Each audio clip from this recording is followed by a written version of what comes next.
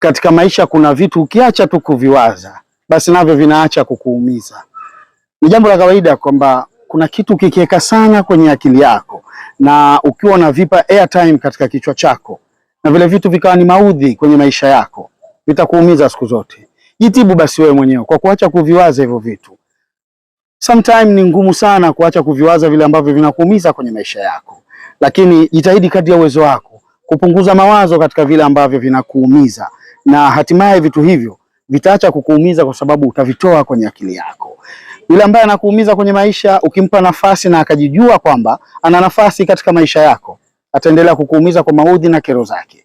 Lakini ukipunguza taratibu kumwaza, ama na yeye akibaini kwamba umepunguza kumwaza, hakika maumivu yataondoka katika moyo wako na yeye atapungua katika akili yako. Hutomfikiria sana kwenye maisha yako na utajikuta unaishi maisha yaliyokuwa mazuri sana tofauti na mwanzo.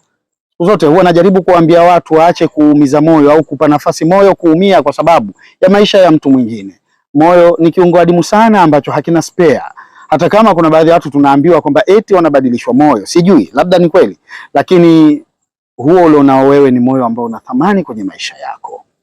Usimpe nafasi ya uharibu mtu yoyote yule, na ajitahidi wewe usiwe ni sababu ya kuharibu moyo wako pia.